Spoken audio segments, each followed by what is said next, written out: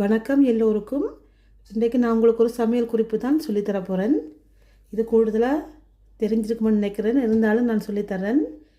இதை நீங்கள் மல்லியில் கடையில் வாங்கிட்டு அப்படியே பேக்கோட ஃப்ரிட்ஜில் வச்சிங்கண்டால் கண்டிப்பாக அது பழுதாக போகும். ஒரு 2-3 நாளைக்கு மேலே ஃப்ரிட்ஜில் இருக்காது. அதுக்காக நீங்கள் நான் சொல்லித்தர மாதிரி ட்ரை பண்ணி பாருங்கோ. கண்டிப்பாக நீங்கள் கன நாள் வச்சுருப்பீங்க. இப்போ முதலாவது தண்ணி எடுத்துருக்கிறேன்.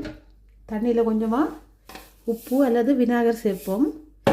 சேர்த்து வடிவாக கலந்து போட்டு இந்த புதினா வாங்கிட்டு வந்த புதினாவை இதுக்க போட்டு வடிவாக கழுவுங்கோ. பார்த்தீங்கன்னா இப்படி கழுவினீங்கன்னால் நல்ல பூச்சி அல்லாத இதெல்லாம் இருக்காது.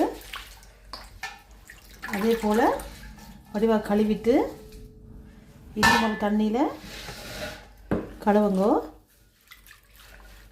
இது வடிவாக கழுவி எடுத்துட்டு இப்படி ஒரு பாக்ஸில் டிஷ்யூ பேப்பர் போட்டிருக்கிறேன். பாருங்கள் எப்படி போட்டிருக்கிறேன். இதில் தண்ணி ஒன்றும் ஊற்றக்கூடாது. நீங்கள் கழுவி போட்டு நல்லா தண்ணி இல்லாத மாதிரி நல்ல வடிவாக உதறி எடுக்கணும்.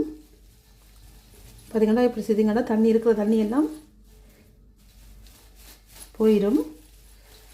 அடுத்ததாக இந்த டிஷ்யூ பேப்பர் போட்டு வச்ச பாக்ஸில் இதை இப்படி வடிவாக போட்டு வையுங்கோ.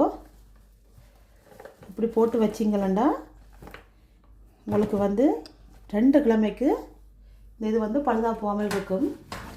நீங்கள் போட்டுட்டு ஒரு பாக்ஸு போட்டு மூடி வையுங்கோ. பார்த்தீங்கன்னா இருக்கிற தண்ணியெல்லாம் இந்த டிஷ்யூ பேப்பர் இழுத்துரும். இது நல்லா ஃப்ரெஷ்ஷாக இருக்கும். இப்படி நீங்களும் ட்ரை பண்ணி பாருங்கோ. நான் இப்படித்தான் மல்லி இலையையும் புதினா இலையும் செய்து வைக்கிறேன். நான் இந்த டிப்ஸ் உங்களுக்கு பிடிச்சிருக்குன்னு நினைக்கிறேன். பிடிச்சிருந்தால் லைக் பண்ணி ஷேர் பண்ணி சப்ஸ்கிரைப் பண்ணுங்க. நன்றி, வணக்கம்.